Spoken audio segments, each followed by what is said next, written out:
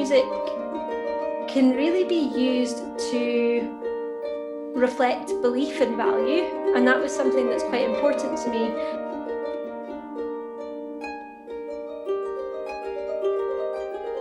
Hi, Sophie. Nice to have you here for a Harp Connection interview. How are you doing? I'm well, thank you. Hello, Victoria, and hello to everyone that's listening. Thank you for joining us. It's really, really nice to be here. Yeah. We are very fortunate to be able to feature you, Sam, and Romy for the entire of August. And I remember when Romy was referred to us, I was like, how cool it would be if I could just talk to all three instead of just one. And lo and behold, we're here. I'm so Yeah. grateful for your time. And before we start, I have to admit, your name caught my attention because you have the last name Rocks and your website was Harp Rocks. And I was like, yes, this is so awesome. I have to say it does pop up a lot. It seems to be a very memorable name. My mum always says you were never going to be anything else other than a musician. Like it wasn't possible. That's It wasn't awesome. possible. I was going to say, like, it must do some pretty incredible things for you in terms of branding and having an identity.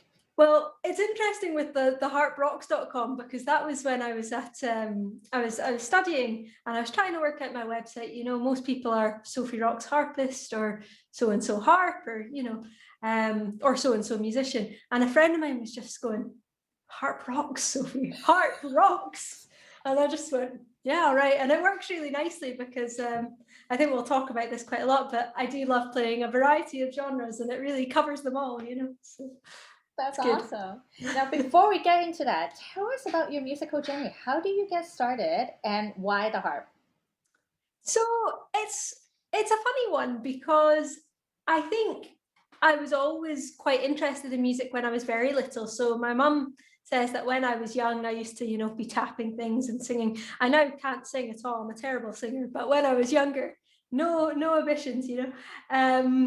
So I was very lucky. My mum's a photographer and we lived in the Shetland Islands, and Shetland's a very, very small community and very informal. So she used to go and do family portraits, but what she would do was just go to people's houses to do the portraits, and she would take all her gear. And when I was very young, she used to just take me with her.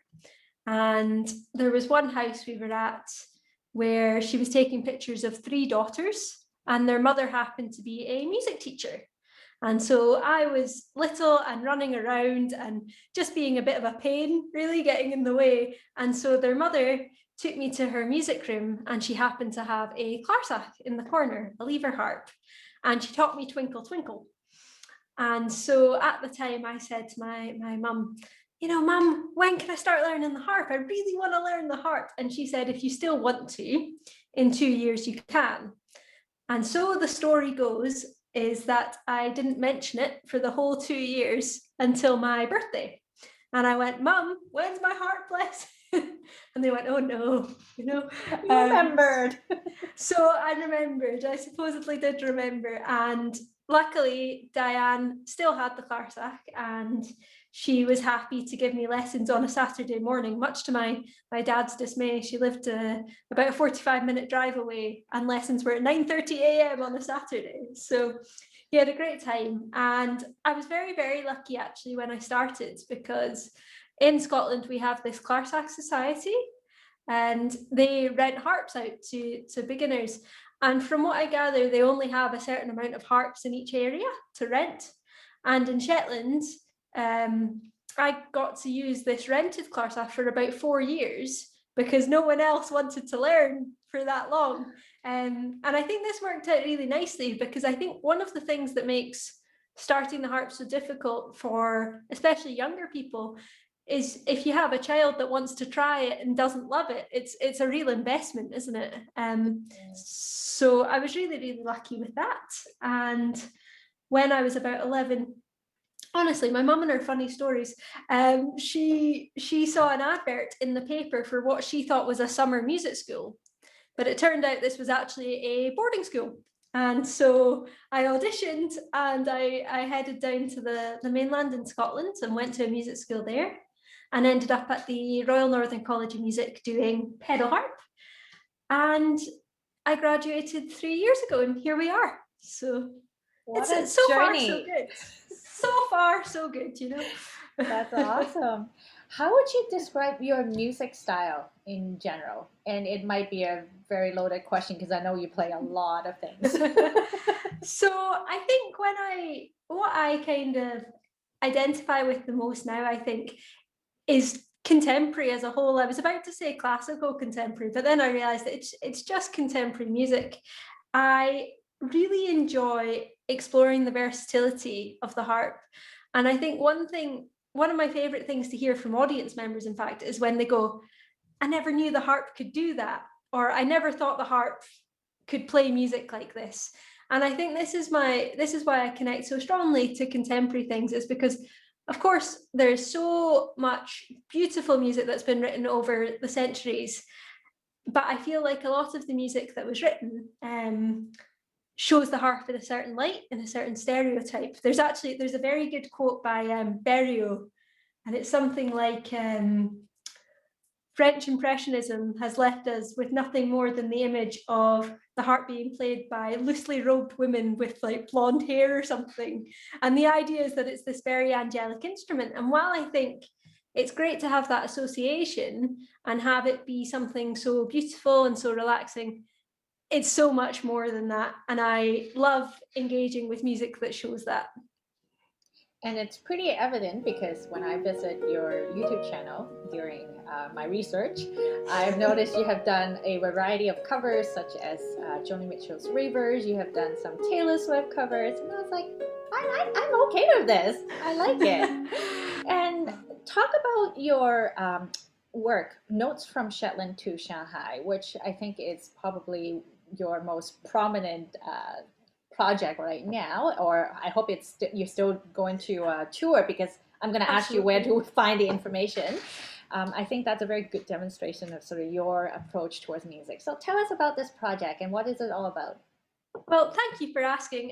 Yeah, Notes from Shetland to Shanghai was a big project for me in more ways than one. It is my main solo project at the moment. It's what I identify with as kind of, I would say, part of what defines me as a musician is this project. I really enjoy doing a lot of different things, but this is the thing where I feel like I put my soul into it and I feel like it reflects. And it's been a long time coming in a lot of ways. So as I said, I got into quite contemporary music, but that happened, I think, when I was in my third year of my undergrads at the RNCM. And when I was graduating, I realized I was looking at different pathways of what I wanted to do. I always enjoyed orchestral playing to a degree, but it didn't feel entirely like me. It didn't sit. It wasn't where I felt that if I'd put all my effort, I don't think I could have worked on other things to the degree that I would like to in order to be good enough at that. And so I realized that what I loved was ensemble playing and solo. But the thing about when you're trying to put solo programs on is it is quite difficult, and especially when you want to play pieces that no one's ever heard of. You know, you go, oh, I want to play pieces by Lizotte or Alexina Louis or, Glinka. People don't really remember these names. So what I realized that I really attach to when I'm looking at going to concerts is if there's a certain theme. There's a group in Scotland called the Scottish Ensemble. They're a string orchestra. And the reason that they do so well, in my opinion, is they pick fantastic themes and they do cross genres and they pick interesting venues. And so I kind of looked at that as a place to go. I thought of a theme, and being from Shetland originally, I always quite enjoyed playing traditional music, but I knew I wanted to encompass all these different genres. And I realized that they're from all these different countries. And interestingly, talking to you, I realized a lot of it actually came from discovering this love of Canadian music. I was like, I need music from all over the place. And a friend of mine told me about a traditional tune from China. And I thought, okay, Shetland to Shanghai. And it was the alliteration that really worked for me. So I began performing that as just a program of music, different pieces. In 2018, I did that at the Fringe. but I knew I wanted to develop it. And another thing that I think we'll probably touch on a little bit more is I think music can really be used to reflect belief and value. And that was something that's quite important to me. And when I was looking at this program, it was, I don't want to say by accident, but I want to say after having chosen the pieces, I realized this connection, which was that a lot of the composers of the pieces were written about human emotion. That's music, isn't it? And a lot of it was to do with people being separated, people leaving each other. And I realized that a big theme was actually a lot of these composers had migrated or had felt the effects of immigration. And it made me start looking at this as a topic, because it's something that I think has popped up. I mean, it's been ongoing, but I particularly felt very strongly about it as I got older and as I saw there being more of a divide in society. You know, I always think 2016 was a big year where you saw Trump and then you saw Brexit and you saw all these things. And I just thought, this is not the world I want to be in. And while I can't necessarily change that in a great way, I can show that, and I can hopefully show it in my programming how I feel people should connect. So I started putting together this program with pieces of poetry that I really, really enjoyed, that also looked at these feelings associated with immigration. And it was also a great way for me to take these pieces that other people had written and kind of put my own twist on them. So what I did a lot of the time is with the poetry, I would kind of chop it up, and I would also take some of my favorite bits of the pieces. So one thing that some people might find a little bit questionable, because it does vary from person to person, is I'll sometimes within the program only play half of a piece as opposed to the whole piece. Which so far no one has complained, but it's something I do often worry if a composer heard, they go, where's the other half gone?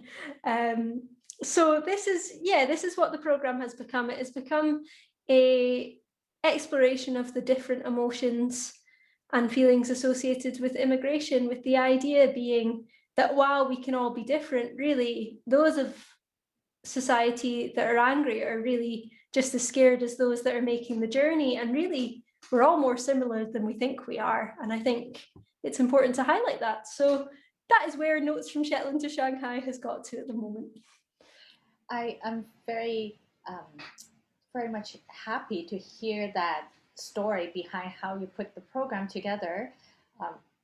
Because again, like I would call it, I'm on the recipient side of music because I'm, a consumer. I'm just listening, and we would show up and we feel certain things about the music, and we knew it was intentional, but we may never fully sort of get the story behind how it inspired you as a musician to come up with something like that.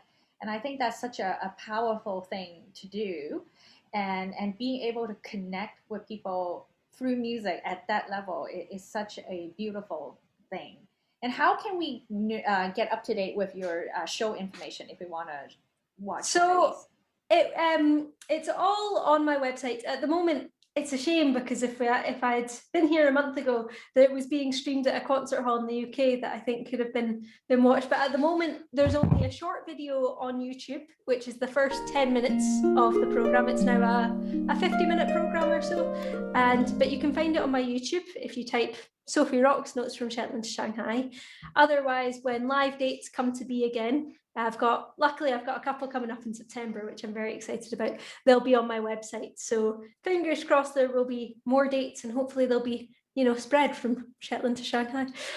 Awesome. We'll put the link to your website in the description.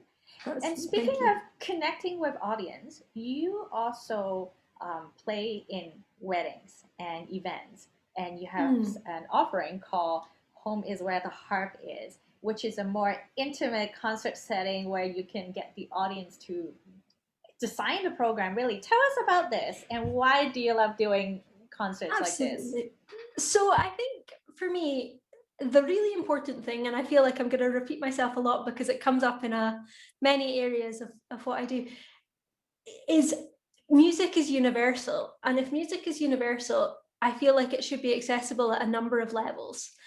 And one thing that I do notice in at least society here in the UK is the concert hall is not there for everyone, or at least not everyone feels it is there for them, you know. Not everyone thinks of it as a welcoming place. People get scared. People worry if they don't know where to clap. People can't go to the bathroom in the middle of the concert if they really want to. You know, there's so much etiquette. And the thing is, etiquette can be intimidating if you don't know it. And I think that it's important for people not to feel that discomfort and to be able to have it in different ways. So Home is Where the Harp is the idea of concerts being the music that you want to hear in your home with the people you love around you, to make it the experience that you want it to be.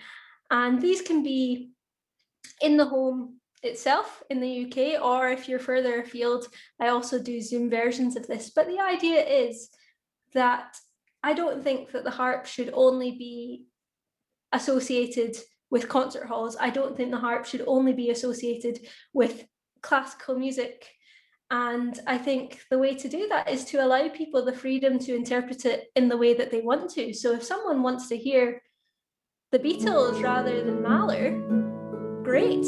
I love the Beatles and I love playing it. And I really think that if that's going to get them to explore the harp more, to the point where you never know, they might decide, I'm going to look up more harp repertoire, so I'll find some, I don't know why I said Mahler, let's go with Debussy maybe, and they might grow to love Debussy. But if they don't have the opportunity to do that in the way that feels comfortable for them, they might never do it. And so Home is Where the Harp is really my way of trying to allow people to discover the harp in a way that's comfortable for them. And you're offering a discount for our audience who are interested in signing up for one of these experiences, which we're very grateful for. We're going to put the information in the description. For those who haven't been going to Zoom concerts, which we should all have been in the last year because of COVID, I really enjoy them. And I love the idea of doing it, with your families and friends, people that you love and care. And I think it's going to be a very wonderful thing. So definitely check that out. And along that line too, I know you do Musical Valentines, which is also going to be in your Etsy shop. So we're going to post the link for that as well, so they can check it out. So I realize it's probably slightly out of date given it's July, but they can be musical birthdays, they can be musical anniversaries. A musical really special occasion greeting card. Exactly, that's exactly it. Awesome. Now, talking about accessing music, I know you're involved in something called Live Music now, and it seeks to bring music to some of the disadvantaged group of people in society. How do you get involved in this project, and what have been your experience like playing for them? So Live Music Now is a really wonderful project for everyone involved. So of course the audiences, you end up at a lot of different places. You end up at SEN schools, as we call them, which is those with special educational needs. In Scotland, it's actually ASN schools, additional support needs. But you can end up in a lot of schools, or you end up in care homes. And it's such a special thing, because what you do find, I find particularly in care homes, I do a lot of work there, is you can see how powerful music is. You have a lot of people that have struggles with dementia, and sometimes you'll play something and it has just the biggest impact. So it's a really beautiful thing to be involved in. But as well as that, it's a great platform for emerging musicians, because it was specifically designed for people just as they were graduating. So you can apply, you can actually, I'm a little bit of a special event, I suppose. You're only meant to apply once. But I was quite fortunate. The first time I applied, they said, "Can you come back next year?"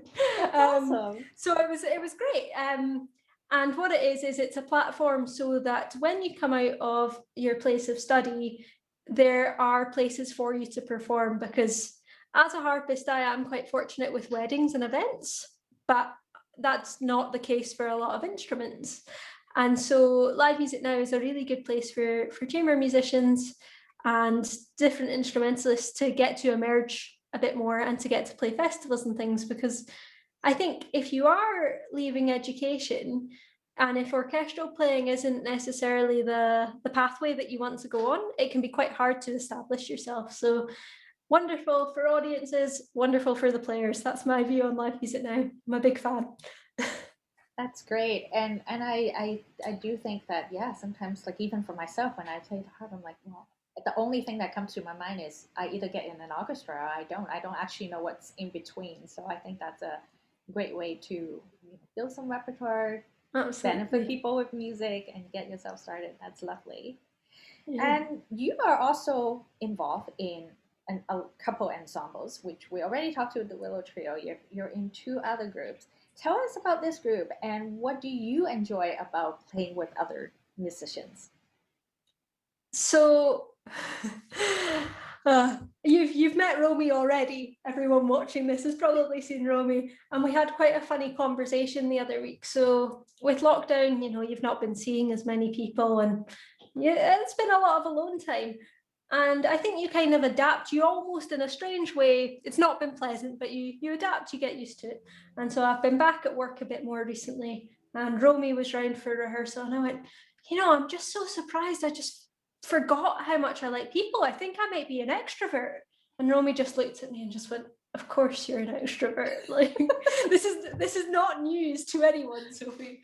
And I think this is the thing. I absolutely love working with people. I really enjoy the energy that goes on with it. And yeah, that's a big reason as to why I play in different groups. And I love getting different people's energy. I think you get such different things from different people. So, for example, with Romy and Sam, we focus a lot on our own compositions and our own arrangements. And you've got Sam and her incredibly jazzy harmonies, and you've got Romy and her more traditional background. And then when I play, my guitarist is also called Sam, and we're in Geo 53. He's just the most laid back person to work with. So that's a completely different thing. And we, do arrangements of a bit more classical. So I would say my harp and guitar duo and the harp and flute duo are probably the areas where I do adhere to a more standards classical repertoire. That's where I explore that a bit more. And with Mira, it's also a different thing. She's a completely different player, and she has a different energy. And I just so enjoy being surrounded by these and getting those different elements from different people. I always think that the more people that have different creative energies, the more you gain, the more you grow. And I find the other thing I find is you get different challenges with each person. So working with Sam and Romy, for example, has really made me start arranging more, which I never did before. And so that is a challenge that helps me grow. With Mira's really good with her ear to a terrifying degree. So if I play something wrong, she'll go, "Sophie, is that not meant to be that note? And is that not meant to be that note?" And I go, "Oh," but it makes you grow because you have to reach these standards. So that's something I really enjoy, and I think it also shows the harp in a different light when you're playing it in these different ensembles, which I enjoy showing. So. I think that's something that really interests me in talking to both the Rio Trio as a group and also the individuals, because I'm really seeing how your group work with and collaborative work with other people are bringing different sides of you as a musician out, and then you have also your solo work, which you can totally control the way you want it. And I think that's just a wonderful thing to be able to see the different collaborations and how different you are in those settings versus what you're doing as a soloist. And you also have a project right now called Rocks Talks Harp that are in the works. Tell us about this, what you're going to do with this, and how can we stay in touch with this project? Absolutely. So this kind of started to come around. So I was about to try and put a date on this, but I think it's a long time coming. I've always really, really enjoyed talking to people, and I love talking about the harp. I have a great time with it. Hence, being on Talking Harps, this is the best thing. Perfect. But I always said that if I hadn't been a musician, my dream job would have been to be a radio presenter. I would have loved it. I love putting together set lists, and I love talking to people about music. And this was quite a slow burner of an idea, and it got to about December, I think, and I'd been going to an online talk by the Scottish Ensemble, in fact, with the composer Craig Armstrong, who you might know, you might not. He's a film composer based in Glasgow, but he's done quite big films. He did Baz Luhrmann's Romeo and Juliet, he did The Great Gatsby, he did Love Actually, if you've ever seen that. Yeah. But it just made me think how much I enjoy, yeah, talking about music and talking about people's experiences. And it comes back to that idea for me of classical music and the harp being a bit of a unspoken topic in some parts of society. And I just thought one of the ways to change that or make the harp a little bit less scary is to talk to people from different areas of work, different areas of society, and talk about their experiences with classical music and the harp, but also just life, to show that people don't need to know everything about it to get to enjoy it. And so the idea is, at least initially, to start with creatives and entrepreneurs in the Glasgow area so they can come to the studio. And we're just going to talk about harp, talk about music, and just their life, and really just a nice way to have a blether. But I'm also at the end of each one going to play a piece of music that they've requested that won't necessarily be harp music. So I've done a few so far, and the 3 pieces that I've ended up playing are one by a band, Aphex Twin, one by Bon Iver and James Blake, and one by the electronic band Fortet. So this is the thing, it really shows what the harp can do again. And I think it's just another way of trying to get that message across, and a way of finding different audiences, because, you know, someone might hear James Blake on the harp and go, I never knew. And suddenly the idea of going and seeing a harp might be quite fun, or even the idea of playing a harp. You just never know.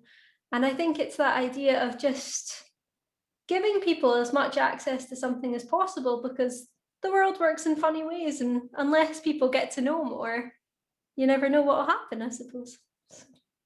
Yeah, I think it's going to be wonderful. And I'm looking forward to hear those pieces in the talk. And I think you're going to post information most likely on your website when it is available. Yes, so at the moment we're looking at September, purely because I was all kickstarted and ready to go, and now things are back up and running and weddings have gone. I need to learn how to video edit. So there's a little bit of time, but also just on that note, I really want to say a big thank you to the Royal Philharmonic Society in the UK, which have been kind enough to fund a little bit of that project. So I have a nice new microphone and some editing software. So big thank you to them. Definitely skills of the current times, video editing and recording. I feel like all musicians are getting exactly right now.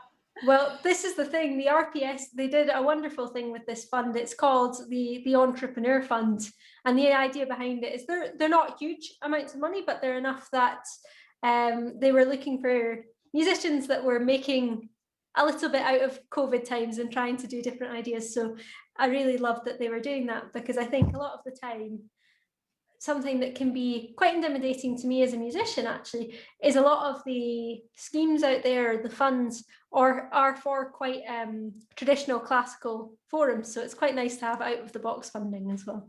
Yeah, that's wonderful. And what kind of projects would you like to get your hands on or start now that we're coming out of COVID? Have you been thinking about what you would like to work on in the near future? Yeah, so I have a couple ideas. One that I would love to start working on is a slightly like a Notes from Shetland to Shanghai program in some ways, except I would like to base quite a lot of it on traditional Shetland tunes and really resonating with the island, and combining that with some more modern electronic music actually is the aim. The thing about Shetland, where I grew up, is it has such an array of traditional music going on. It has the folk festival, it's really brilliant. But as I started to do more classical music, I felt like I didn't necessarily have as much of a musical identity on the island. Like when I went back, I was a little bit intimidated. I didn't feel like I really belonged. And so I really want to work on this program to try and bring the two together a bit more. So that's a big one that's very much in the works. But one thing that's very exciting is there is a community club in Glasgow that have actually just offered me the position of musician in residence for the year. Congratulations. Thank you. I'm very excited. And so I'm going to start a concert series, which is going to be a monthly concert. And it's going to be harp and at any point. That's not the name of the concert series, but I'll be featuring each of my ensembles, but also looking at some different ones, maybe some quite quirky ones. Harp and percussion, I think, might pop up. Harp and poetry is a big one. So really looking forward to doing a bit more with that position, possibly trying to do some kind of mindfulness sessions and some meditation sessions as well, because I do, as much as I go on about the versatility, it can be very relaxing, and it's good to make the most of that too. So those are the big things at the moment, along with some exciting trio things which you'll hear about in our own podcast, I suppose. So yeah. Yeah, I'm really happy to see how much work you have accomplished since you graduated in 2018. For those audience out there who are looking to find their own identity in the music world and being a musician, what are some of your words of wisdom for them? What can we do to be authentic about what we like and be able to do what we love in a meaningful way? Because I'm hearing that a lot from you. I think, I'll be honest, one of the things that makes me feel so lucky is I have a wonderful support system. It's a funny thing because you don't think that should be necessarily what you associate with what you like. But I think having that and knowing that no matter what you do, someone's going to tell you if it's maybe not quite as good as it could be, but also people are going to support it. So I'm very lucky. My parents live 10 minutes away from me, and while you were just saying it's great that you've done so much since you've graduated, I have a very entrepreneurial minded mother, so she's been very handy for that. But what else would I say other than having that support? One thing that I'm currently learning, and I would say this is my weak points that I think of, knowing that not everything needs to be perfect, and that if it's wrong, it's you in a room, or it's you and your support system in a room. So for example, with having started arranging, I composed my first tune the other month and said to Romy, can you come and listen, can you come and help me? And I kept going, it's not very good, it's this. And she just went, Sophie, it never has to leave this room. Like, if you don't like it, it's okay. And I think it's that idea of not being scared to try. Mm-hmm. And also, if you do love something, also just let it out there. That's the opposite, is if you love it, who cares, what anyone else thinks? That's the main thing. And that's much scarier to do than it is to say. But I really think it's finding that and just finding what sits well with you. And if something doesn't sit well with you and you think, oh, I should be doing it because everyone else does it, don't do what everyone else does. It's not gonna reflect well, because I think if you don't love it, that's what comes across more than anything else. So I don't know. These are new tips, because I think I went through a big time when I was studying, because I didn't necessarily connect with classical music as much. I'm from a house where we played Fleetwood Mac and David Bowie more than we played anything else. I found I spent a lot of time thinking I should know more about this, I should play this, I should go and see this. And it's true that it is good to be open-minded, but at the same time, I think do it because you want to explore. Don't do it because you want to be able to have conversations with people about things, That's a big thing that I found. And I've just been very lucky with the people that have been in touch with me and that have wanted to work with me, because we find we do have the same values, and it really works well. Yeah, I can see that support system being so helpful, and like I mentioned earlier, it really diversify yourself as a musician, and it's such a wonderful thing to be able to have someone to just ask a question and get an opinion and help you move forward. That's beautiful. I'm so grateful for your time chatting with us. And you have already mentioned a bunch of different social media platforms and websites that you're on. Is there any other that we should check out? Are you on Instagram? Should we be following you on Instagram? I am. Instagram, it is Harp Rocks Sophie. or you can type in Sophie Rocks Harpist. Facebook, my website. I would say those are the main ones. There is a Twitter out there. Nothing happens on it. I don't even know my password anymore, so I wouldn't bother. I have an Etsy shop and a YouTube channel, so feel free to go to any of those. I love a chat, so please do feel free to get in touch. Yes, Rock Talks Harps and anything music. So Absolutely. we encourage you to reach out to Sophie if you have any questions for her. And please do. Thank you so much for spending your time with me. I am looking forward to catching up with my guests. I have this idea that I'm going to circle back to my guests a couple months down the road just to do a check-in, and I would love to see how some of your projects are turning out.